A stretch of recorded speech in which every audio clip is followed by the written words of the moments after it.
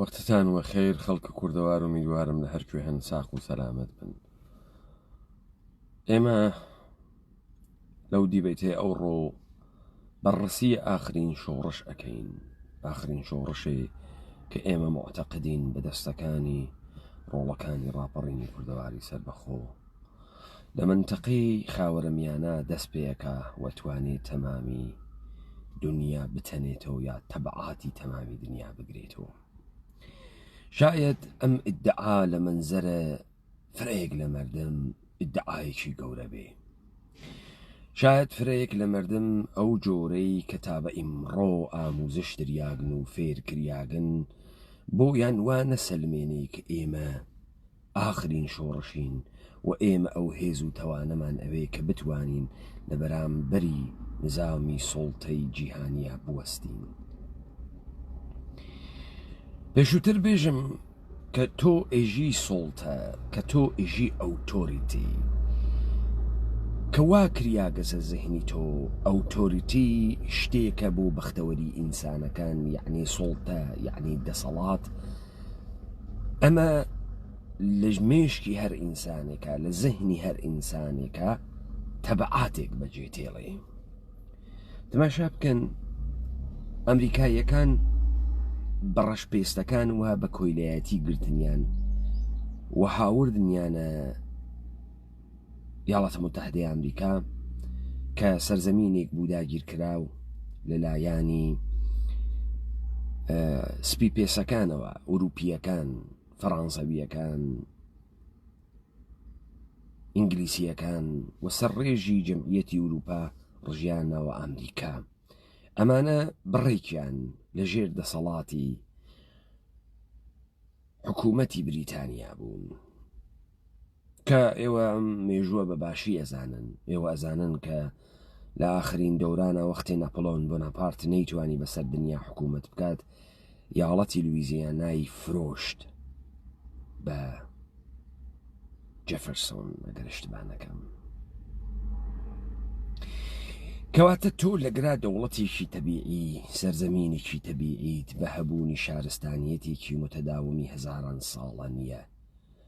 ئەوانەیشی کە لە سپی پێسەکان برانە ئەمریکا، شارۆمەندهایەکی بێدەسەڵاتی وڵاتەکانی تر بوون کە دەرەتانیان لێ چنرا بوو و چوونە یاڵەتە متحدەی ئەمریکا ژیانکەن، بەڵام ڕەشەکانیان چوون بە زۆر گرت بوو و بە کۆیلەیی بردنیانە ئەوێ خۆیان کردە ساحێ و ماڵ لە ڕەشەکان. ئیمڕۆیش لە زوانە ئینگلیسیە لە ئەمریکا پێیانێژن ئەفریکان ئەمریکان، یعنی ئەفریقایی ئەمریکایی، بەڵام کەس بە سپی پێسەکان نایژێ یوروپیەن ئەمریکان. ئەوان بوون بە ساحێ و ماڵ و ماڵ هەنە ئەوانە، بەڵام بەو کەلامەی ئەفریکان ئەمریکان دائیمەن ڕەشەکانی ئەو سەرزەمینە بە ئینوانی ئیزافە و کۆڵە وەس و نانخوەر بەسەر شانە خۆیان و حسابیەکەن، لە کاتێکە ئەوەی سروەت بوو لە ئەمریکا، ئەوەی سامان بوو لە ئەمریکا لە ژێر دەس و مەچەکی ئەم ڕەشانە دروست کریا. و ئەم ئەمریکا کە ئێوە ئیمڕۆ ئەیبینن بەهێز و بە تاڵانکردنە سروەتە ئەم ڕەشانە دروست بوو. مهمە تۆ چۆن چمکێک لە زەهن تا مانا پەیاکە. ئەوتۆریتی دەسەڵات نات کە ئێمەمانان سەعادەتمەند کە گزارش لە ژیانێکی خۆش بەختانە بۆ ئێمە بکە، نات کە عەداڵەت و بەرابەری بێرێت، نات کە من و تۆ بگەشین و دەسەڵات هات کە من و تۆ دەستەمۆ بکە کە فەرمانی لێ بووین تا ئەو معنای دەسەڵات بگرێت. ئەگەر ئەو کۆمەڵە ئینسانی تیا بێت کە ئەم کۆمەڵە ئینسانە ملی پێ نەدەن و ئەو بە عنوان حەقیقەتێکی مطلق نەبینەوە و لە بەرامبەری خەتاکانیە بوێسن، ئەو جار دەسەڵات نییە، ئەو جار ئۆتۆریتەی نییە. هەر بەم دەسەوە کە تۆ بچیت ئەو وەخت ئەزانی ئێمە ئەوەی داگیرمانی کردگە ذهنیەتی غەڵەت لە عەقڵی سەلیمێکی سەقەتە. بۆیە مردمی ئێمە بەر لەوەی کۆرپۆریشنی ئێرانی و تورکی و عێراقی و سووری داگیری کردبێت، خۆی داگیر کردگە، خۆی کاول کردگە. ئەنانە دەوڵەتە تورکیا ئەتوانێ نە دەوڵەتە ئێرانی ئەتوانێ لە بەرماڵی هەر ئینسانێکی کوردیە سەربازێ دابنێت. بەڵام ئەوە ئێمەین خۆمان ئەمانە بەرهەم ئەهێنین. یاوەتە متحدەی ئەمریکا ناتوانێت بەر عەلەیهە جامعەی جیهانی چەکی ئەتۆمی بەکاربەرێ. یەکجار بەکاری برد، بەڵام ناتوانێ بەکاری بەرێ. ناتوانێ بێت و بۆمبی هەستەی لە ژێگەیەک و داخاتە سەر ملەتێک، چون ئیمڕۆ پاکستانیش هەسی، چون ئیمڕۆ چینیش هەسی، چون ئیمڕۆ ڕووسیەش هەسی. ئەو گەرەکی بێت تەهدیدی ژیانی ئینسانەکان بکات، ئەو گەرەکی بێت بنبڕی ئینسانەکان بکات، حیاتی خۆی و حیاتی مردمەکانی خۆی شێکەوێتە خەتەر. دەنا ئەمە لە گەورەیە ئەوان نییە کە دەستناون بۆ ئەو چەکە، دەنا ئەمە لە ئینسان بوونە ئەوان نییە کە دەستناون بۆ ئەو چەکە. بە هەر میزانێک کە تۆ بتوانی ئەوان تووشی ترس بکەی، ئەوان پاشەکشە ئەکەنەوە لە زیادە خوازی خۆیان.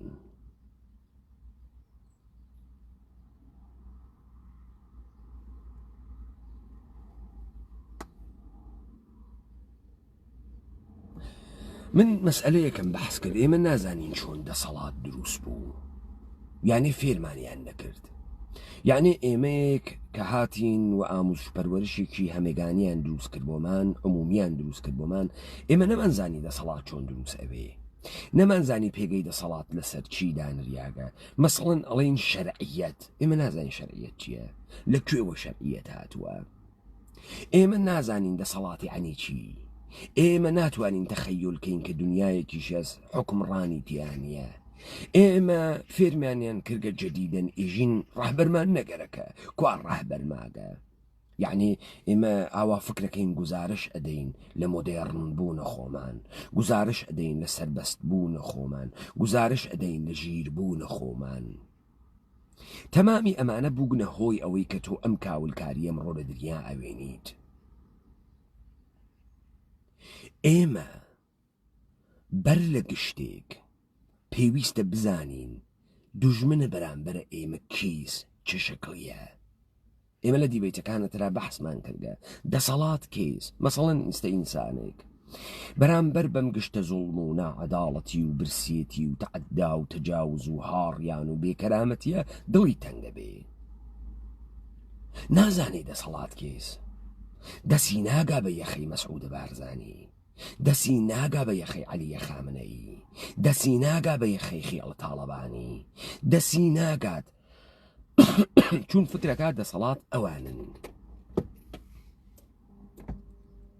فکر ناکە دەسەڵات وا لە مێشکی خۆیە، نازانێ با لەکێ، با لە مەلاکەی سەری کوچەیان، با لە بنکەی پۆلیسی سەری محەلەکەیان، با لە بانکێ، با لە قازیە، با لە کێ. دەسەڵات وەهمێکە کەوا لە زهنە تۆە. با من مثالێکی عینی بدەم ئێوە باش تێبگەن. بەم مەحزێ تانکەکانی ایالەتە متحدەی ئەمریکا، بەم مەحزێ هەواپەیماکانی ایالەتە متحدەی ئەمریکا دایان لە کۆشکەکەی سەدام حوسێن. وەهمی دەسەڵاتی سەدام حوسێن شکا لە زهنی ئینسانە. ئەرتشی سەدام تەکانی نەخوارد و فەیلەقەکانی لەسەر جێگەی خۆی بوو لەو کوردەواری داگیرکراوە لەلایەن عێراق. بەڵام چی باعث بوو ئەو خەڵکە حتا جاشەکان پەلاماری کلاشینکۆف بن و بەرەو پادەگانەکان بڕۆن و سەربازە عێراقیەکان دەربچێ؟ وەهمی دەسەڵات ڕۆخیا. سەربازەکە ئیتر پێیوان نەبوو دەسەڵاتێ مەوجودە و ئەم مەجبورە گیانفشانی بۆکە دەنا محاکمەیەکەن. مردمەکە پێیوان نەبوو سەدامێک ئیتر ئەتوانێت و بێت و قاچخاتە سەرە ئەمانە. وەهمی دەسەڵات شکیا. تۆ کە چاوەڕوانی هێزێکی دەرەکی بێت کۆشکەکەی سەدام بکوتێ لەبەر خاتری و شتێک بێت وەهمەکەت بۆ بشکێنێ. لەوانەیە تۆ خۆت ئەو قودرەتەت نەوەی ئەو وەهمە بشکێنی. بەڵام بابزانن هەر ئەو وەهمەوا لە مێشکی تووا وا لە مێشکی پێشمەرگەیەکی بارزانیە، سپایەکی پاسدارانە، وا لە مێشکی عسکەرێکی عێراقی، عسکەرێکی تورکە. ئەو وەهمە نەمێنێت دەسەڵاتی کەس بەسەر کەسەوە نەماگە، چون ئەمانە ناتوانن مردمانی جامعەیە بنبڕ بکەن و ناتوانن مردمانی جامعەیە وادار بە ئیتاعاتکردن بکەن. دەی فەنی حکوومەتداری چۆنە؟ چۆن حکوومەتداری ئەکەن؟ بەوەی کە ئەقڵی تۆ لە گرتنەوەی ئەم وەهمە پەروەردە ئەکەن.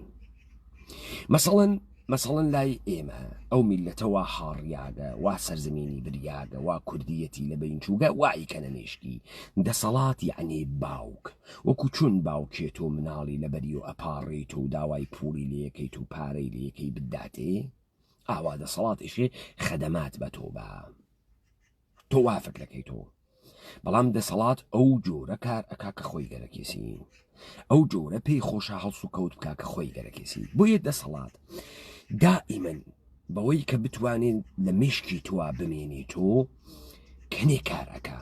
مەسەلەن دائیمەن حزوری نیروی پۆلیسی هەز بە چەک و ڕەختەوە بە خیابانەکان و ئەڕواتە ڕێوە، دانێ ماشینی تیۆتا بە شارەکانی بە شقامەکانی سلێمانی و هەولێر و هەر ئەسوڕێت و نا 1000 نەفەر پێشمەرگە بە شارێکی 1 ملیۆنی وەکو هەولێر و 500,000 وەکو سلێمانی ئەسوڕێتەوە.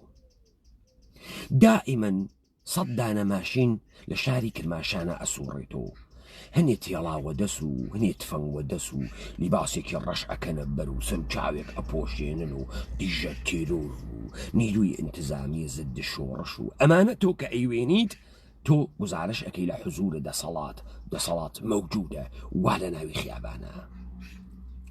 ئەو مانۆڤرت بۆ ئەکا، پێت بیشانەدا هەواپەیمای هەیە، فڕۆکەی هەیە، تانکی هەیە، موشکی هەیە، و تۆ 4 دانە موشک ئەوێنیت و دڵە ئەتۆقیت و باوکە گیان و هەڵەسێت و ئەدا لە دەرو دیوار و دیوار نابوو دەکا و تۆ دووبارە ئەترسی. دەسەڵات هەرزگاهەیە کەسێکت بۆ گرێ ئەیکا بە عیبرەت کە تۆ ڕووداریەکەی. مەسەڵەن لە تارانە لە ئێرانە ڕۆژ نییە دزی نەکرێ، ڕۆژ نییە قەتڵ نەکرێ، ڕۆژ نییە جەردەی نەکرێ، بەڵام CCTV دووربینی مەدار بەستە. جەماعەتێک دزی گرتن بە ڕۆژی ڕۆشن لە ناوی شاری تارانە بە قەمە پیاوێکیان ڕوت کردەوە، چەقۆیان لە کێشا و ڕوتیان کردەوە. ئەم فیلمە دەست بەدەست گەڕیا. دەسەڵاتی ئێرانی لە ماوەی 3 ڕۆژ کابرانی پیا کرد وە گرتنی، نەیکێشا هەفتەیەک محاکمەی کردن و لە هەمان شوێنەدانی لە سێدارە. بۆ ئەم کارەی کرد لەبەر خاتری ئەوەی ئەو فیلمە خەریک و ئەیوت دەسەڵات قودرەتی نەماگە، دەسەڵاتێ مەوجود نییە، تەمامی هیمەتی خۆی دابەگڕ. ئەگەر 4 نەفەر بێگوناحیشی گرت بێ، گرتنی و ئێدامی کردن لەبەرەوەی تۆ بزانی لەگرا دەسەڵاتێ مەوجودە. ئەمە بەشێکی ئەڕواتە ئەوەی کە ئیدەیەک ئەکاتە نەسیحەتکەرە تۆ، وەکو دایک و باوکە. دایکە باوکو پیر ئەون، حتا پیرترەوی زیاتر حەز بە زیندگیەکەی و ژیانەکەی. تۆ دەمە ناکەی تۆ دایکە باوکو نەسیحەتەکەن، وا مەکە و دانیشە و مەجووڕێ و سەر بخە خوار و گوڵی زەمین پاکوێت تۆ لەسەری دانیشی و بە تۆ چڕەپتی کێس و دنیا بە تۆ دروست ناوێت. لەبەرەوەی بتخەسێنن دایکە ئەبێ بە عەلی خامنەی، باوکە ئەبێ بە عەلی خامنەی. یعنی لەگرا دەستگای ئیتلاعات کار ناکە، دایک و باوک و خوشک و برای تۆ خەریکن کارەکەن، هەر وەکو ئیتلاعات نایەڵن تۆ بەرز بفڕی. لە بەرامبەری ئەمانە کێت بۆ دروزەکە، کەسانێکە بۆ دروزەکە بە ناوی تێگەیشتوو، ئینسانهای پسپۆڕ، ئینسانهای نوخبێ وا لەم دنیا حاڵیانە و تۆ فێرەکەن گزارش ئەکەن لە ژیانی ئینسانێکی مۆدێڕنی متەمەدنی کە ئەتوانێت لە کۆمەلگای ئیمڕۆ ژیان بکە. وەکو کەسانێک وەکو ڕۆژنامەوان، وەکو قەڵەم بەدەست، وەکو ئەوانەی کە خۆی پێیان ئێژێ ئەمان نوخبەی کوردن، نوخبەی ئێرانین، نوخبەی عێراقین، خۆی ئێژێ و بانگیانەکە و کتیویان بۆ فرۆشێت و سمیناریان بۆ گری و جەشنوارەیان بۆ دائنێ و پوڵیان پێئەدا و لەبەرەوەی ببن بە نوخبە. ئایا جمهوری ئیسلامی، ئایا دەسەڵاتی عێراقی ها بە شوێن ئەوەوە هونەر بزێ لە کۆمەلگای ئێمە؟ نێ بە شوێن ئەوەی کە هونەر بزێت لە کۆمەڵگای ئێمە. نا وەختێ پوڵ ئەدا بە شاعیرێ، وەختێ پوڵ ئەدا بە ڕۆژنامەوانێ، بۆ ئەوە نییە کە ئەو ڕۆژنامەوانە دەسەڵاتی ئەو کۆنتڕۆڵ بکە، بۆ ئەوەسە ئەو ڕۆژنامەوانە خەڵک کۆنتڕۆڵ بکە بۆ دەسەڵات. ستم مثالێکدام بۆ لێدەم. ئێمە لە دوای ماجەرای فەریناز و ئیدەیەکمان چاو پێکەوت بە ناوی فەعالی حەوزەی ژنانی فەمینیستی کورد. ئێستا حەوزەی ژنانی فەمینیستی کورد چیان کەشف کردە لەم کوردەواری ئێمە؟ دوو مەقولە. مەقولەیە ئەوەڵ خەتەنەی ژنان، مەقولەی دووەم ئیزدواجی ئیجباری ژنان. جديدا مەقولەی تریان لێداگە بە ناوە قەتڵە ناموسی. ئەمە تەمامە کەشفە ژنانە فۆمۆنیستە جامعەی ئێمەس. 5-6 نەفەرن، 5-6 نەفەر ئینسانن کە مەئمورن کە مێشکی جامعەی ئێمە بگۆڕن، ڕوانینی ئێمە بگۆڕن، کەمپین ئەخەنە ڕێ، ئەنووسن ژن ناموسی کەس نییە. ئەوە نییە قەتڵێ کریاگە باوکێ بەداس مناڵەکەی خۆی سەر بڕیگە. ئالەگرا 3-4 مەسئلە تێتە بەرەوە. مەسئلەی ئەوەڵەن لە قەوانینی کۆرپۆریشنە ئێرانیا باوک وەلی هەم بوو کوڕی هەم بوو کەنیشکی ئەگەر قەتڵ بکات قساس ناوێت. پس لەگرا فقط کەنیشک نییە، کوڕیش هەست. ئەم مەسئلەی ئەوەڵە. ئەمە بەحس ناکەن کە بۆ کوڕیش واسە. مەسئلەی دووەم بچن ئیران ئینتەرنەشناڵ BBC تیتری لێداگە کە گویا باوکە ئەم کەنیشکە لەگەڵ وەکیلێکە قسەی کرد گەزانی گێسی 3 تا 10 ساڵ حەبسیەکەن. ئیستا کەسانی بە ناوی جامعەی مەدەنی دادیان هەڵساگە چون ئەم ئاغا زانی گێسی مجازاتی کە ئەکرێ کەمە ئەم قەتڵێ کردگە. دە ئێوە بڕۆن بە شوێنی کەمپینی بەخششی ئیعدامە لە شاری سنە، وا فەعالینە جامعەی مەدەنی ئەڕۆن ئینسانی بەزێهکاری چەقۆکێشی ناوی خیابان خوێڕێک وا لە بەرە لات و لومپەنی و چەقۆکێشی ئەدا لە کوڕێکی مردم لە ناوی خیابان بە قەمایی کوژێ. حکمە قەساسە ئەمە بوەخشن. هیچ حکمە قەساسەکەی بوەخشن ئەم جۆرمەکە بە ناوی قەتڵ کردگێسی زندانیشی نییە، هەر کە بەخشی ئازادیەکەن. بعد استدلال تێرن و ئێژن ئیعدام لە هیچ کوێی دنیا باعەسی کەمبوونی جۆرم نەوگە، نە بە ئیعدام. هەر ئەمانە ئیمڕۆ شکایەت ئەکەن لەوەی کە بۆ باوکی ڕۆمینا ئەشرەفی قساس ناکری، بۆ ئیعدام ناکری. تەوەجۆ بکە ئەم تەناقوزە لەگراتێتە دەرەوە. دەی هەدەفە ئەمانە چییە بەم دنیای پڕتەناقوزە؟ هەدەفیان ئەمەسە ئەو هێزەی تۆ بە ئینوانە بنە ماڵە هەسە ئەتوانی خۆت بپارێزی، ئەوەی کە پێگەی دەسەڵات بێ بە کەسی ئەدا، بە ژنی ئەدا، بە پیاگی ئەدا، بە منەماڵی ئەدا. ئەمانە کورلەن لە بینی بووی تا تۆ بێکەس بووی، تا تۆ بێدەرەتان بووی، تا تۆ بێپەنا بووی کۆرپۆریشن ئێرانی بتهاڕێەوە بتخوا. خب تێنەسەری مەسئلەیەشی تر، ژن ناموسی پیاگ نییە. باش دادەگەیان ئێمە کوردین، واین ئەم سەرزەمینە کوردەوارە، کوردیەت گزارش ئەدا لە خصڵەتێکی ئینتزاعی بە هەبوون فەرهەنگێک. کۆمەڵگای ئێمە کۆمەڵگای شەرم محور و ئابڕوو محورە، نەک ژن ناموسە پیاگە، پیاگیش ناموسە ژنە. واسە بۆ دادەگیان گوێ بگرە، تۆ ئەگەر باوکت ئینسانێکی شەرواڵ پڵیتە بێ، باوکت ئینسانێکی فاسد بێ، کەم کەنیشکمان نەوگە لەم کوردەوارە یا هەڕایی کردگە،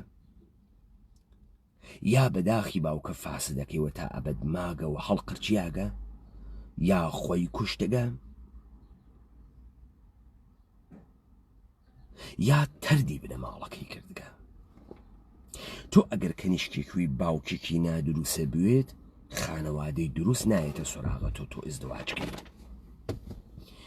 تۆ ئەگەر کەنیشکێکی برایەکی نادروسە بوێت کەس نایە تۆ بخوازێ. ئێمە هەر لەم کوردەوارە کەنیشکمان بووگە براکەی گەی بووگە و براکەی خۆی ترد کردگە وت کەسی ناناسم. براکەی دەرمان خۆر بووگە وت کەسی ناناسم بۆ چون سەری شۆڕ بووگە سۆ لە ناوی مردمە، چون لە ناوی خێڵی خەزورانیە سەری شۆڕ بووگە سۆ. لە کرماشان دەهەی هەفتا گوڵفرۆشیە بوو لە خیابانی بەرق. کابرایە گوڵفرۆشیەکی دانیا بوو لەم گوڵفرۆشیە ژنی مردمی ئەگرت ڕووتی ئەکردن و فیلمی لێگرتن. زانیان پێی کاورایان گرت و کاورایان ئێدام کرد لە مەیدانی گوڵستانە. ئەم کاورا خۆیشتێکی بوو ژنی کابرایەک بوو دوو مناڵیشی لێ بوو. هەر ئەو ڕۆژە کەشفی ئەم جەریانە نەکرد کابرا ژنەی تەلاقدا کە دوو مناڵیشی لێ بوو. چۆن تۆ ئابڕوو بۆ مهم نییە دادەگیان؟ ئەی تۆ شخصیت و ئێعتبار بۆ کۆوەکەی تۆ ئیمڕۆ بۆ تێتە ناوی خیابانم پلا کارداگریتە دەستۆ من ناموسە کەس نییەم، چون تۆ گەرەکتە ئێعتبار بۆ خۆت کەس بکەی، گەرەکتە بێژی من فرە بەشەرم، فرە ئینسانم، فرە حاڵیمە، خەڵک چەپڵەم بۆ لێ بدەن کە من لە ئێوە فرە ژیرترم، فرە بەڕەحمترم. تۆ ئەمتە گەرەکەی تروانیە گەرەکتە وچەی ئیجتماعی بۆ خۆت دروستکەی، ئابڕوو بۆ خۆت جەم بکەی وانیە؟ چۆن تۆ تێی فکر ناکەی تۆ ئێژی ژن ناموسە کەس نییە؟ ئەی براکەی تۆ ناموسە تۆ نییە؟ ئەی باوکی تۆ ناموسی تۆ نییە؟ ئەی شووەکەی تۆ ناموسی تۆ نییە؟ ئەی کوڕەکەی تۆ ناموسی تۆ نییە؟ ئەوانەی پێیان وایە لەم کوردەواری ئێمە کوڕ بەرەڵا بوو وەلێ کەنیشک داخەریا بوو شتباکەن. ئێمە لە ناوی ئەم جامعە کوڕ بووین و جەوان بوون و ئەو کۆنتڕۆڵە لەسەر ئێمە بوو لەسەر خۆشکەکەیشمان بوو، ئەو تەربیەتە لەسەر ئێمە بوو لەسەر خۆشکەکەیشمان بوو. ئێمڕۆیش زۆری خۆشکەکەمان لە زۆری ئێمە زیاترە لە بنەماڵە، چ بەسەر دایکمان و چ بەسەر باوکمان و چ بەسەر هەر کەسێکی ترۆ چ بەسەر ئێمەوە.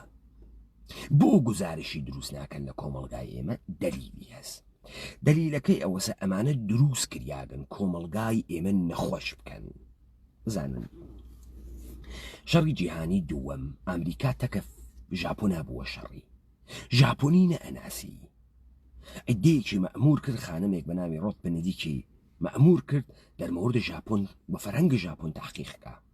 کاکەڵە داستانەکەی ئەمە بوو وتی ژاپۆنی فەرهەنگیان فەرهەنگی شەرم محوەرە، شەرم محوەر ئەوەی کە تۆ کارێ بکەی کە باعث بوێت بنەماڵەت، خانەوادەت، شارت، وڵاتت سەری پێدا بخە و ئەمانە هوەری مەرگیان هەست. لە هەر کوێ کە بزانن شەرمیان هاوردگە ئەمرن خۆیان نەکوژن.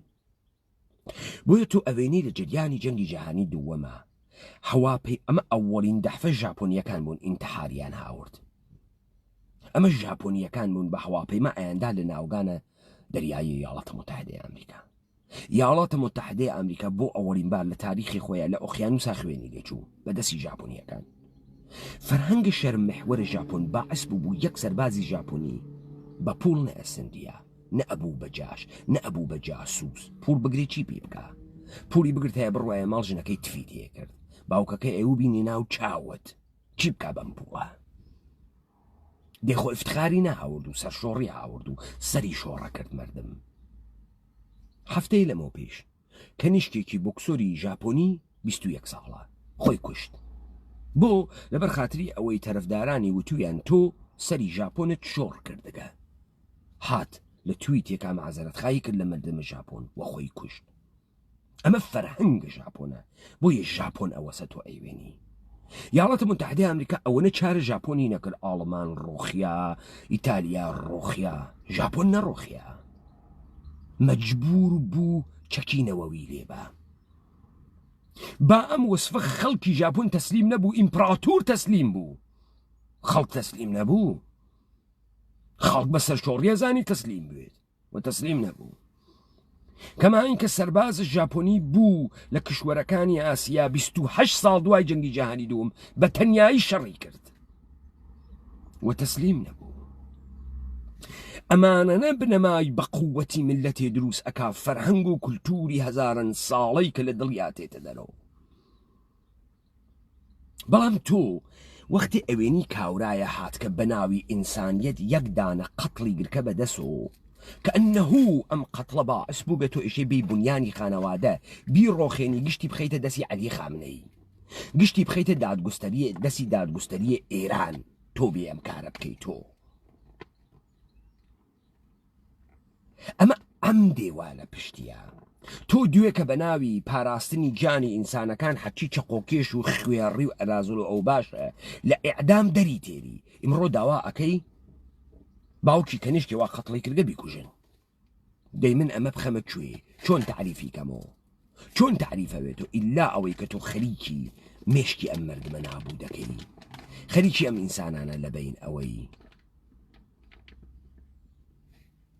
بۆیە دەسەڵات ئاوا کار ئەکا زەهنە تۆ ئەگۆڕێ مەسەڵەن لەم کوردەواری داگی کراو لەلایەن عێراقە لە عەقلی سەلیمی خەڵکیا واجێ کەوتگە ئەوەی سیاسی بێ دز و جەردە و خوێڕیە سیاست یعنی درو تەقەلب کڵاو بەرداری وا کەوتکە ئەمانە بڕۆن کێ بێت پرسیارەکەن ئەمانە بڕۆن کێ بێت کێتر تێ لەمانە خاستر وا فکرەکەنەوە کێ ئەمەی بۆیان جێ خستگە دەسەڵاتە پارتی و یەکێتی دەوڵەتە ئێرانی یاڵەتە متحدەی ئەمریکا مردمێک لە خۆی ناپرسێ ئەگەر دەسەڵاتی بارزانی و یەکێتی نەوایە وەزعیان لەمە خراپتر بوو لەمە بێکرامەتتر بوون یعنی ئەم کوردی ئێمە پیاوێکی تیانی ئەم جامعە ئیدارە بکە ئەمە سوعالە بۆ مەسعودە بارزانی ئەو پیاگە هەس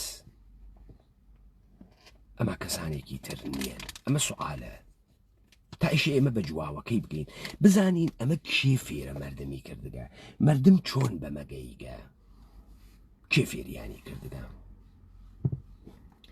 با من تیکەیەکتان بۆ بخێنم و لە کتاوە زەرسالارانە یەهودی پارسی ئستعمارە بریتانیا و ئێران بە فارسیە محاولەکەم تەرجمەی بکەمەوە کوردی مهمەم تیکە ئەڵێ دەرسەدەی حیڤدەهۆم ئەس طریق ئەفرادی چون حەیم ابن عتار مراکشی و شالوم سلیم ابن یوسف شعبازی شاعر نامدار یهود ساکن یمن فرقه کاپالا در شمال آفریقا و یمن گسترش یافت لە سەدەی حەڤدا لە ڕێگای کەسێک بە ناوی حەیم ابن عتاری مەراکشی و شالوم ابن یوسف شعبازی شاعری بەناوبانگی یەهودی خەڵکی یەمەن فرقەی کابالا لە شمالی ئەفریقا و یەمەن گستەریشی پێدا کرد کابالا فرقەیەکە لە یەهودیەت ئەوەی کە ئیمڕۆ جەهانی ئیمڕۆ بە ئیستلاح ئیدارە ئەکا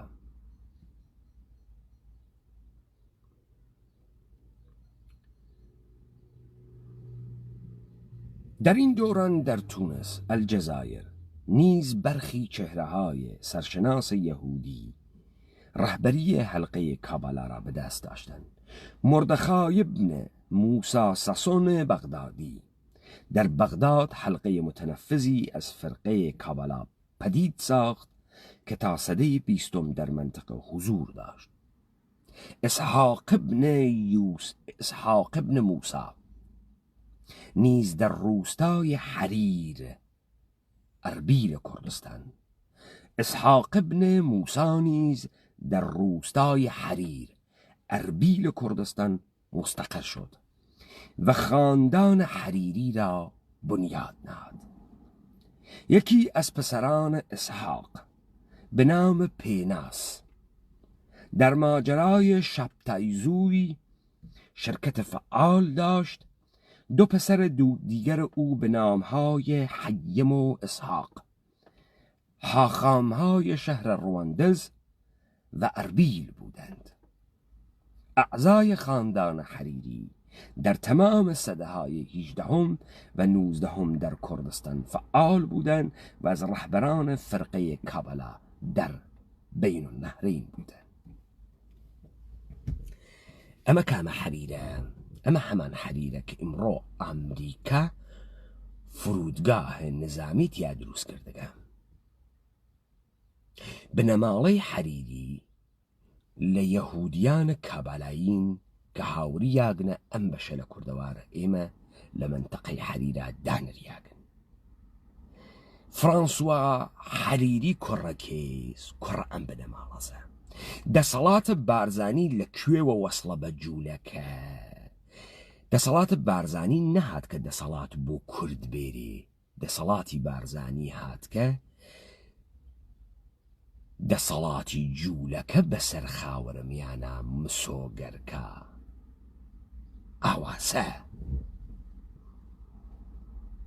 ناتکە کەلەن کوردەوە ڕزگارکە بۆیە ئێمە وتمان تۆ وەختێ نەزانی کابالا کێس ئەڤانجلیکەکان کێن تۆ وەختێ نەزانی کارکردە دینە مەسیح چییە ئەو وەختە نازانی ئەم فەرەقی جۆرا و جۆرە کە لە یەهود تێتە دەرەوە کارکردی چییە چۆن نظامە سوڵتەی دنیای ئەمڕۆیدانیاکە هەدەفیان چییە ئێمە سوحالمان کرد ئەم هەخامەنشیانە جوولەکە بۆ دروستیان کرد بۆ یەک کار جوولەکە ئیدعاکە بەر لە هەخامەنشیان دوو دەحفە دەوڵەتی بووگە یەکی ئاشور لە ناوی برگە یەکی بابل ئەم دەوڵەتە دەوڵەتی ئیتنیکی قەومیە ئیسرائیل بووگە ئیتنیکی قەومی واتە دینە یەهود لە خزمەتی قەومیەتا بووگە بەڵام کە ئەم دوو دەسەڵاتە ئەڕۆخێت و منجیەک بە ناوی کوورشتی ئەمانە ڕزگار ئەکا ئەمانە ئیتر ناوێ بڕۆن و ئیسرائیل دەوڵەتە قەومی دروستکەن بەڵکو لەو بەدواوە ئیتر پێیان نایژن ئیسرائیلی یا بەنی ئیسرائیل پێیان ئێژن یەهودی یعنی لە مەفهومی ئیتنیکی قەومی دەرتێن و ئەبن بە مەفهومی دینی ئەبن بە مەفهوم دینی ئەمانە بۆیە ئەمانە زەرورەتی دروستکردنی دەوڵەتی هێخامەنشی لەسەر کاغەز بۆیان مهم ئەبێت کە چه اتفاقی بکەفێ کە دنیای پێ بگرن ئیستە ئەگەر ئێمە لەمە تێگەیوین دەوڵەتە ئیسرائیل دەوڵەتە قەومیە یەهودە یعنی ئەو هەیکەلەسە تۆ بە ئینحرافەوە تۆ فکرەکەی داستانی یەهود هەمووی کۆبوو گەسۆ لە ئیسرائیلە وانیە دەوڵەتە ئیسرائیل دەوڵەتە قەومیە یەهودە دەوڵەتە جەهانیە یەهود نمادەکەی کوێز کێ قەرارە تەمامی ئەم خاوەرمیانە بگرێ ئیسلام لەبین بووە کوردیەت لەبین بووە عەرەب لەبین بووە کێ دەوڵەتە ئێرانی دەوڵەتە ئیسرائیل دەوڵەتە قەومیە یەهودە دەوڵەتە ئێرانی دەوڵەتە دینیە یەهودە دینە یەهودە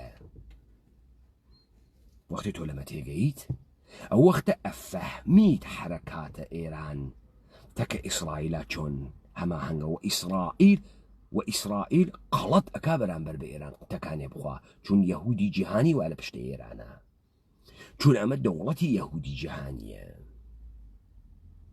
لەذا ئیسرائیل لە مەوزەرە وا لە مەوزع زەعفا لە بەرامبەرە ئێرانە چون ئیسرائیل دەوڵەتە قەومیەکەس دەوڵەتە جیهانیەکە نییە دەوڵەتە جیهانیەکە کە قەرارە وەختی دنیایان یەک کاسەکرد لە ئێران و دەست پێیەکە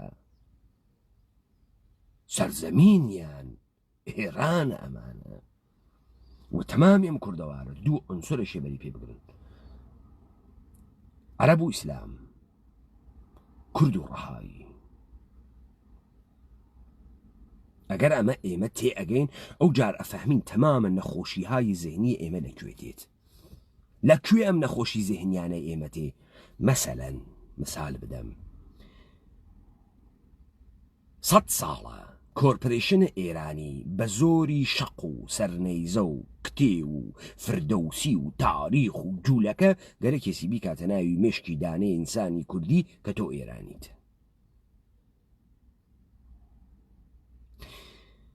ئیدەیە کوردی قەومی ئیتنیکیشیان دروست کردگەیژن وەڵا ئیلام کوردستان نییە شاری کوردستان نییە تازە بۆمان ناوێتە کوردستان ئەمە قسەی دەسەڵاتەکە لە کاتێکە ئەم سەرزەمینە ناوی کوردەوارە دانێ ئەسفەهانی کوردە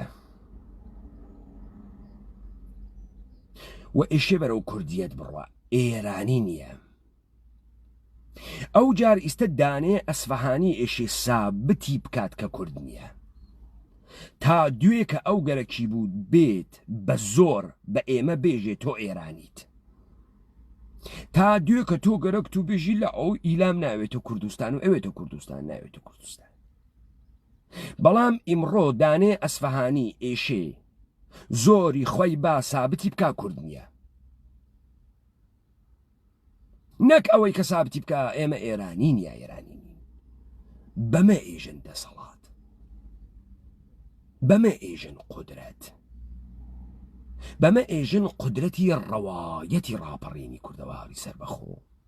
بۆیە ئێمە ئاخرین شۆڕشین. ئێوە بە چاوی خۆتان دیتان ڕاپەڕینی کوردەواری سەربەخۆ دەسەڵاتی وەهم و تەوەهمی ئەحزاب، جامعەی مەدەنی، نخبەی کورد، باسەوادی کوردی شکاندە زەهنی ئینسانی کوردیە، شکاندی. بڕۆن قەبارەیان بە ئەندازەی ئەو قەبارە خوێڕێسەکە هەن.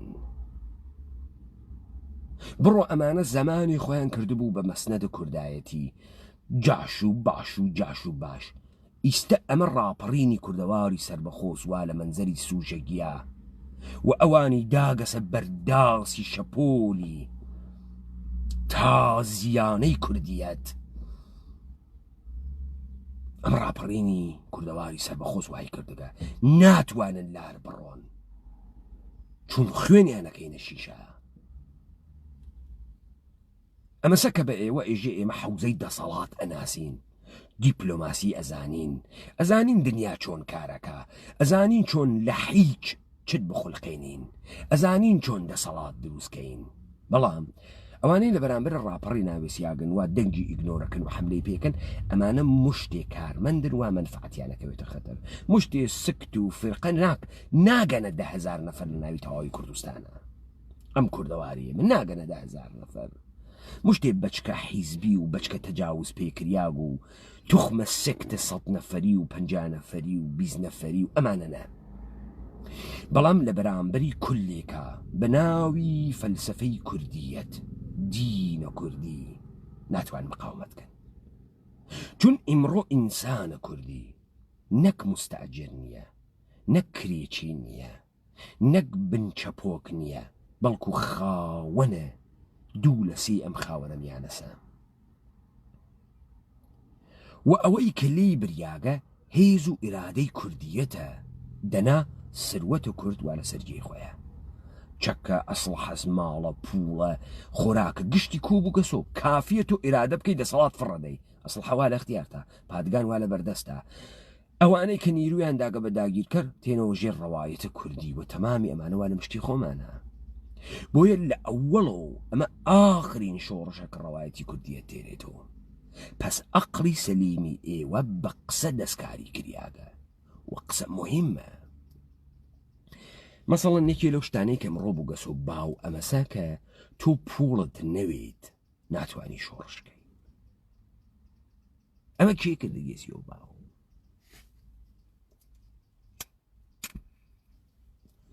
ئەمە کۆمەڵە و دموکرات و پەکەکە و پارتی و یەکێتی کردیانە سەر باو، چون ئەمانە لە تووری ئەم تاریخە هەر هاتن کوڕە کوردیان داوە کوشت، بەڵام کاریان ئەوە بوو کوردەوار نابوودکەن. خەڵک پرسی ئەرێ بۆ نابوون بە هیچ، وتیان پولمان نییە، پولمان نییە و دەسەڵاتمان نییە و پولمان نییە. بۆ چون ئەمانە نەیانتوانی بۆ گزارش بدەن و نەیانگەرەک بۆ گزارش بدەن لە کوردیەت و ڕەوایەت کوردیەت بێرن، نە، ئەمانە عیدەیەکیان بە پوڵ ئەجیرە کرد لە دەوروبەری خۆیانە، هەنێ تفەنگ و هەنێ فیشەک و ئوردوگایەک و شاخ و داخێک و هەنێم پوڵ و ئەمانیانە پێیان ئەدا تاقمێکی جەردە و چەتە و عیدێ فەقیری بە بەختی ئینقلابیش ڕووینە ناویان خەبەریان نەبوو، تا چاویان نەکردو ئەکوژیان. بۆیە تۆ ئەوێنی هەر ڕۆڵەی ئینقلابی بوو نەهاتۆ دواوەی تر، بە مەحزێ پرسیار لەلای دروست بوو کوشتیان. خەڵ بە کوردی ئێژێ کوڕە خاس پوڵی بۆ چییە؟ کوڕە خراو پوڵی بۆ چییە؟ یعنی چی؟ ئەم پوڵە تۆ ئەیگریتە دەست لەبەر خاتری ئەوەی لە سڵح و ئەمینە بڕۆی بیدەی بەدەستی کەسێکی ترۆ کالایەکە پێ بە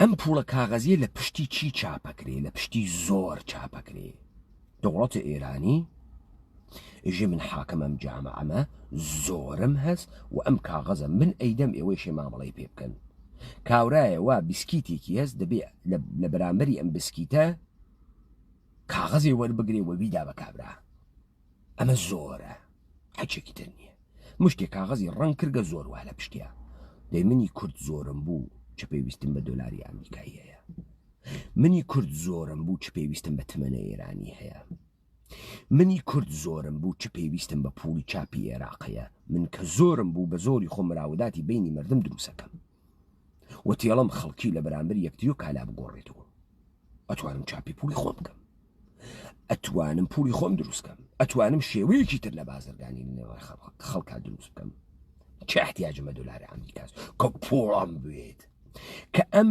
پارتی و یەکێتیە هەرچی سەروەتی کوردەوار بوو ڕایان ماڵی کردگیانە بەڕەقەم لە حسی و بانکێکە لە ئەوروپا و ئەمریکا کە پولیان هەست وەلێ مشتی بێ ئێرادەی حیزی تەجاوز پێکریاگەن و بەم پولیشە ناتوانن هیچ قدرەتی تەولید بکەن کەواتە ئەمانە مشتی بێ دەسەڵاتە بێ قدرەتن کە ئەم وەهمە ئەدەن بە مردم ئێمە احتیاجمان بە پوڵە کەس نییە ئەگەر مردمی کوردەوار تێگەیی لە ڕەوایەتە کوردیەت ئەو جار ئێمە هێزە کوردیمان هەست هێزە کوردی خۆی دەسەڵاتە خۆی قدرەتە خۆی هەموو شتێکە ئەو جار ئەمە میلەتەکانی ترن بە ناوی وڵاتە متحیدەی ئەمریکا کۆرپۆریشنەکانی ترن ئێشێ باج بە ئینسانە کوردی بن باجی پێبن تا بتوان بازرگانی کەن ناوەی کە من دەست درێژکەم سواڵی لێ بکەم لە فیلمەکەی دارک نایتە جۆکەر پوڵی تەمامی مافیا کۆکاتەوە بەسەر یۆدانیشتگە یەک کۆگا پوڵە ئەڵێ من حەز ئەەکەم بە کرمیت و حەز ئەەکەم بە بنزین کاورای مافیا خەریکە ئەنوارڕێ بنزینێکی پیا ئەکا و یەک کرمیتی لێدا کاورای مافیا ئەژێت و شیتی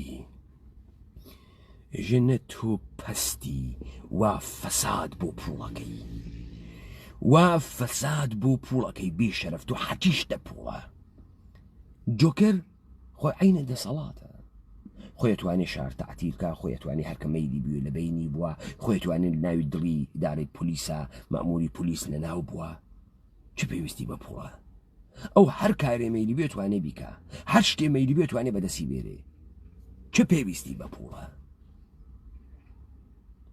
بارزانی مشتێ دۆلار چیەکە شیافی خۆیەکە چی پێیەکان مشتە کاغەزە ئەو کە هێزی نییە دەسەڵاتی نییە مشتێ مافیای ئەحمەقن و تەپیانداگە بە سەرخاکی کوردەوارۆ تاڵەبانی هەروە چی ئەکا بەم پوڵە لە کاتێکە ئەمە تاران هەنە ئێمەس بەغا هەنە ئێمەس ئائیستە خەڵکی بەسرە و خەڵکی فەلوجە و ڕەمادی و خەڵکی شارەکانی ترە عێراق بەدەست فەسادی حکوومەتی شیعەی ئانوسی ئێرانی بەچەی وڵاتە متحیدەی ئەمریکا هاتگنە تەنگۆ ئائیستە ڕۆڵەیەکی کوردی گەرەک بوو بە شۆڕشەکەی سەلاحدین و تا بەغا تا بەسرە تا کەندا و بڕوە تا بزانم خەڵکی فەلوجە لەگەڵانە هات ئەی چۆن خەڵکی بەغا ڕازیەوێت تۆ ڕێیس جمهوروی دەنگ ناکە بەڵام چوار ڕۆڵی ئینقلابی هەڵسایە بە ناوی شمشێرەکەی سەلاحدین و دەرکردنە نظامە بێگانەی جودۆ کریستیانەتی کە هاتگە کوردیەت و عروبە لەبەین بوات نەت ئەتوانی تا کەندا و بگری چۆن نەت ئەتوانی چۆن نەهاتنە پشتە دەوڵەتە ئێرانی پەلامارتی ئەدا دەوڵەتە ئێرانی لە تاران وەمان هاوردە خوارەوە تۆ ماوەی 30 ساڵە لەو حکوومەتە حەلیمە بە تەواوی قدرەت لە ڕێگای تریبوونە جۆرا و جۆرەکانت و خەریکی خەسیاگی ئەدەی بە ئینسانە کوردی خەریکی فەساد ئەدەی بە ئینسانە کوردی تەبعاتە فەسادە تۆ وەختێ لە شاشەکانی لە فرەکانسەکانی ڕوودا و تێ حتا نەهاوەن و حتا قەزوێن و تاران فاسدەکە بۆیە تۆ لەوێ دانیشتگی.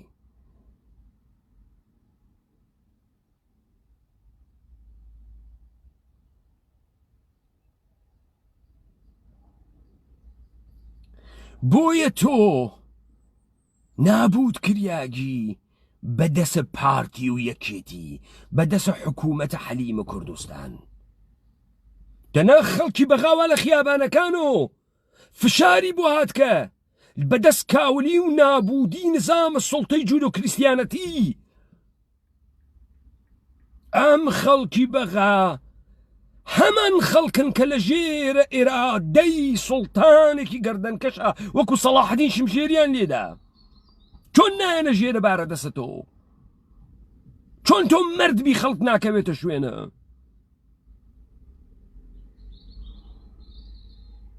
ڕاهبەری نییە. چۆن ڕاهبەری نییە؟ ئەوە ڕاپەڕینە کوردەوارە سەربەخۆ بارهاوت کێسی ئەمە ئاخرین شۆڕشە. ڕاپەڕینە کوردەوارە سەربەخۆ هەر بە هیمەتی ڕۆڵە قارەمانەکانی هەم بە دەنگی منۆ توانی تەمامی دوژمنانی ئەم کوردیەتە بخزێنێتە کونۆ. چیتر ماگە بیکەین؟ چۆن تۆ ئەتوانی لیاقەتە خۆت سابت بکەی؟ ئێمە هەم ڕەهبەریەتە شۆڕشە ئەم مەردمە ئەکەین و هەم ئەم مەردمە سەر ئەخەین و هەم ئەم کوردیەتە ئەحیاکەینەوە. کاورای ئۆغدەی واتە کورد هەنووز ڕەهبەری تیا ناتکە. ئەی ئەوەی کردک تێناوی کون کێز زاتن یە دەمکەی تۆ وا زاتن یە تەعەدایە بکەی بە کوردێک. کێ باعس بووگە گشتان وەکو قەح بە خۆتان شاردگەسۆ؟ ڕاپەڕینی کوردەواری سەربەخۆ چۆن ڕەهبەری نیە ئەم مەردمە؟ چۆن دەنگی نیە ئەم مەردمە؟ پێت وایە تۆ ئینکاری ئەەکەی خۆی ناڕواتە بەرەوە خۆی کار ناکات؟ ئێمە ڕەهبەریەتی قیامی ئەم مەردمە ئەکەین. خەیلی خاستە ئەیکەین لەوەی کە ئێوە تەسەور ئەکەن و ئەربابەکانتان تەسەور ئەکەن. ڕۆژێ بڕەسی تو چۆکدادانی ئەو ئەربابانەت بوێنی لەسەر پێڵاوەکانی ئینسانی کوردی و ڕۆڵەی کوردیە. تۆ 100 ساڵە خەریکی ئەم کوردیەتە نابود ئەەکەی و عەرەب و ئیسلام نابود ئەەکەی. دوو ساحێبی هەزەم خاوەرمیانە، کوردیەت و ڕەهایی، ئیسلام و عروبە. دوو ساحێب، دوو ڕەوایەتی هەست. ئەوی تر جوولەکە سازە، ئەوی تر جەعلە، ئەوی تر درۆست. و ئێوە دانیشن و ئێمە ئەم شەڕە ئەەکەین. ئێمە ئەم کوردەوارە دەرتێرین لە پێستەخوایی. یەک ڕیزی ئینسانە کوردی لە ژێرە فەلسەفەی کوردی و تێتە دەر، لە ژێرە بەزەیی کوردی و تێتە دەر ڕۆڵەی کوردی لە ناوە سلوکە بەزەیی کوردیات بە کوردیەت ئەگا. تۆ کەی نەویت لە ئیرادەی کوردی خوات لە سۆمالی و سەربازە بۆ نەهات؟ کەی نەویت لی؟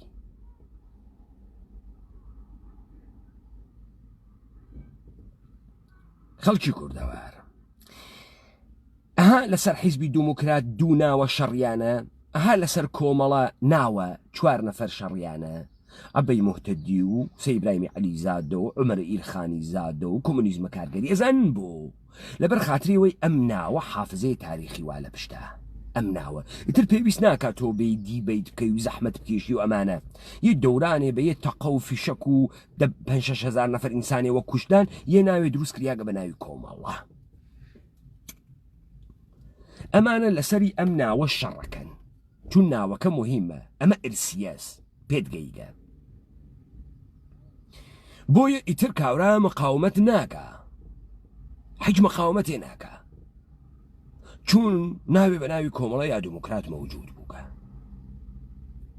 سەما من بتان بەمە و سەرە گەورەترین سروەتێک کە کورد هەسی چ دنیای مەسیحیەت چ دنیای جوولەکە چ تەواوە عەرەبە خاوەرەمیانە چ تەواوە ئەو مردمەی کە پێی ئێژن مسڵمان یەک دەحفە لە ژێرە شمشێرە سەلاح الدینە کوردیە تامی دەسەڵات و سەروەری چێشتەکە تامی غرور و مەجدی چێشتەکە هەر کەسێکی تر لەو ئەرزە مقدسە بێتە دەرەوە سەلاح الدینە سانی وێت لە سۆمالی سەهلە لە مەراکش و سەرباز تێتە ژێرە بەیرەقی و بابزانن سوڵتان سەلاح الدین نە خەلیفە نە ئیسلامێتی کوردیەتە سەلاح الدینێک کە وەختێ ئەم ڕۆژهەڵاتی ناوەڕاستە لە خەتەرا بوو توانی دەری بێرێتەوە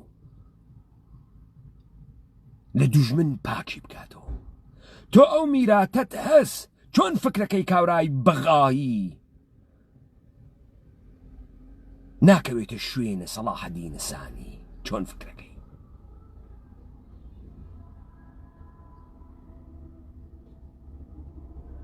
مەولەوێژێ تۆ کەی خیاڵێت وە دەروون ئاوەرد هاناوت کرد ئەو من بێ مەیلیم کرد ئێوە ئەم کوردتانە کردە قەومی ئیتنیکی کردتانە تورک و عێراقی و ئێرانی و سووری کردتانە موسڵمان جۆرئەتیشتان نەکرد بڕۆن لە بەغا پاڵبیانەوە جۆرئەتان نەکرد مەگەر خەڵکی یەک وڵات نییە مەگەم مەواطن ئەم سەرزەمینە نییە چۆن من ئەتوانم مەئاساتی خەڵکی بەغا تەحمل کەم چۆن ئەتوانم من ئەم فەسادە بەسەر خەڵکی بەغا تەحمل کەم تۆ کەی لە قەبارەی سەلاح الدین زاهر بووی لە یەمەن و ڕۆڵەت بۆ نەهات کەی تەمامی ئەمانەی زاق و زووق ئەکەن بە ناوە کورد ئەمانە کە ئێمە سابتمان کرد ئەمانە گشتیان کارمەندان نظامە سوڵتەی منتەقەن تەمامە ئەمانە دوژمنانە کوردن یەک بە یەک دوژمنانە کوردن ئەنگەڵە ناوە پەیکەر و ئۆرگانیزمە کوردین تەمامە ئەمانەی شێ لە بین بچن بە معلمە تاریخ تۆ بە کارمەندانە نەهادە سوڵتە تۆ بە فعالین جامعی مەدەنی تۆ بە ئەحزابە منتەسەبە بە کورد تۆ تەمامە ئەمانەی شێ لە بین چن تا ئەم کوردیەتە بێتە دەرەوە و ڕەوایەتە کوردیە تەنیا ڕەوایەتێکە وا جوولەکە و نظامە سوڵتەی جەهانی وەکو سەگ لێ ئەترسێ چون حافزەیە تاریخی سەلاح الدینی لەبیرێتی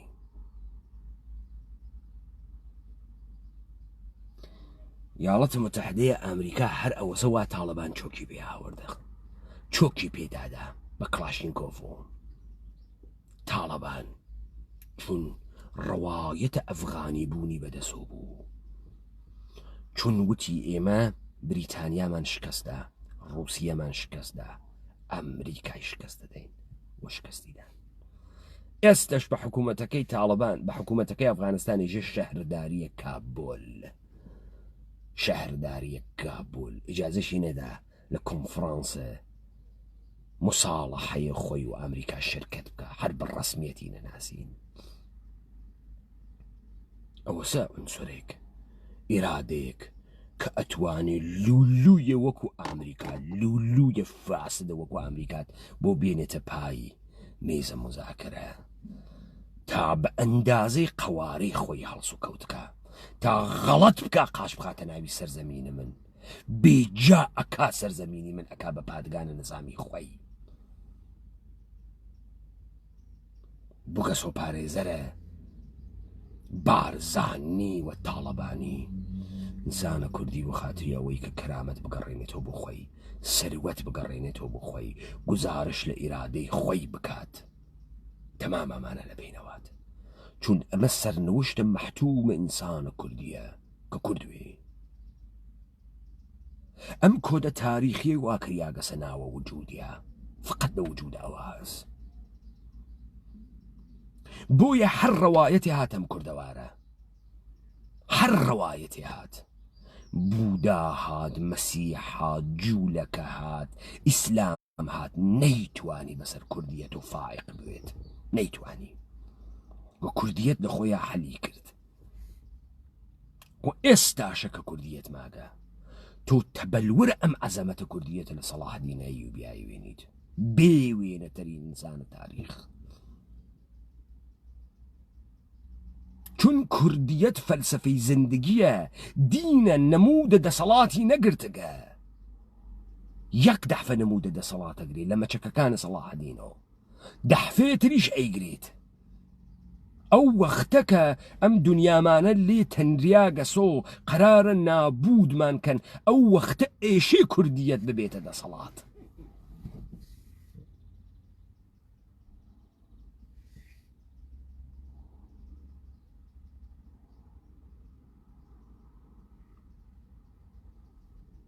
بۆیە ڕاپەڕینە کوردەوار سەربەخۆ ئاخرین شۆڕشێکە کە بە ئەقڵ بە ئەستراتژیەکە تعریفی ئەکاتۆ، بە ڕەوایەتێکە هەسی و ڕەوایەتە تاریخی کوردی و هەنە ئێوەس ئەتوانێت سەرسەختترین و خائینترین و ترسنۆکترین دوژمنانە بەشەریەت لەبین بوات. جوولەکەیەوە فکرەکە ئێمە بێهێز ئەکا، کاغەزمان بۆ چاپ ئەکا، ئێژێ ئیستە بێن بە کاغەزەکەی من معاملات بکەن. من وەختێ هێزم بوو کاورای جوولەکە، کاغەزە تۆم نەگەرەکە. هەرچی مەیلم بێ بە هێزە خۆم تەولیدیەکەم، هەرچی مەیلم بێ بە هێزە خۆم تێتە مەچەکەم.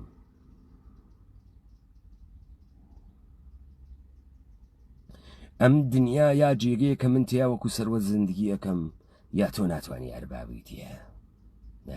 تۆ ناتوانانی لە وەڕ دنیاوە بێ و حەرامزاگی من بکەیتە کۆی لەی خوات، تۆ ناتوانێ بکارە بکەیت. یا من لە پێگە و جێگەی خۆما داهەنیشم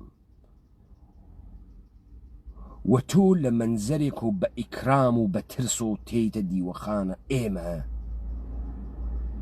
تا ئیسلاحەکەین، دروست هەڵسو کەوتکەی لەم دنیا، یا ئەم دنیا مەجالی نیە تۆ تیا ڕاحەت بتوانی زندگیکەی،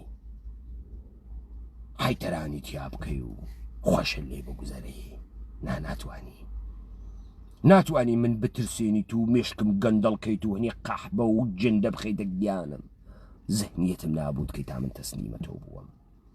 ناتوانی ئەو کارە بکەی و نایەڵین. بۆیە ئەمە ئاخرین شۆڕشە. ئەها عنسر و کوردیەت دووبارە هەڵساوە، ئەها لە وجود ئێمە متەبەلور بوو، ئەها زمانی دەراورد. بڕۆن بگەڕێن، ئەوانەتان زوانە خارجی ئەزانێت، بزانن لە ڕاپەڕین و کوردەوارە سەربەخۆ ڕادیکاڵترین شۆڕەشە دنیا هەزیانە. هەبووگە لە قەبارەی ڕادیکاڵی ڕاپەڕینە لە دنیا تا بە ئیمڕۆ یانە، مەوجودە یانە. و ئەمە بە پشتیوانەیە فەلسەفەیە کوردیەوە کریاگە.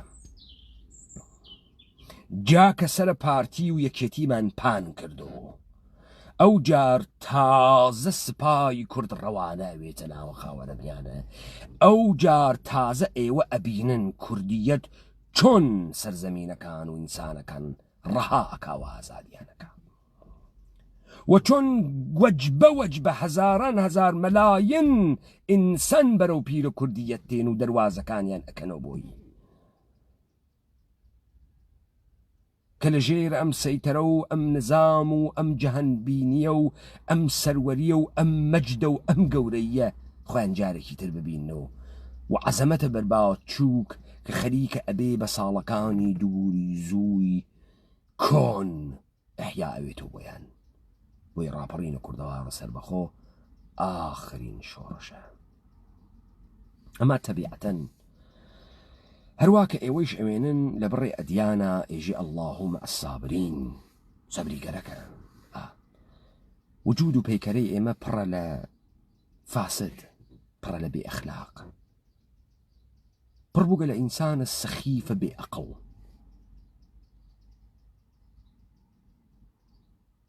ئەوە کارە ئەوان نییە، ئەوان نۆکەری ئەکەن، فەرق ناکە. ئەمڕۆ نۆکەرە پارتیە و جمهوری ئیسلامی و تورکیەس سوحا هەر ڕۆڵەیەکی تری شمشێر بێتە دەست و بەر لە گشت کەسی هەڕاکە بۆ نۆکەریکردن. تەواوە ئەوانەی وا تەمەسخۆرەکەن لەم دیبەیتانە ناوەکانیان بنووسن بەیانی وەختی سەفی نۆکەریکردن و ماستاوکردنە نەفەرە ئەوواڵ حازرن. ئەمانە نەوانە مەقامە بەشەرە، نە ڕۆحیان هەز، نە کوردن، نە حیچوەخەونە و بەشەر. بالاخەرە هەر جامعەیە مشتێ مەڕووماڵات و حیوانیش دروست ئەکا. هەمانە گێ و دوامانە ئیسلاحەکەین و دروستیانەکەین. لا ئێوە خۆش.